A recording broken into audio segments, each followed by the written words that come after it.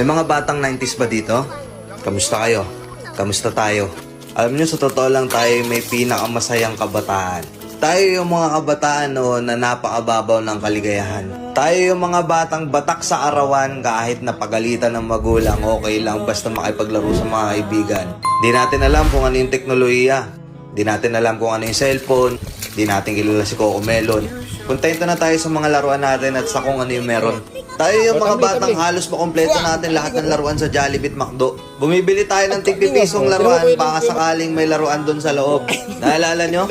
Noong mga panahon, naghahanap pa tayo ng gagamba kung saan-saan. Naghahanap tayo ng mga sanga ng puno para makipaglaro ng baril-barilan. Kukuha tayo ng gulong sa tabi-tabi tapos pagugulungin lang natin kung saan-saan.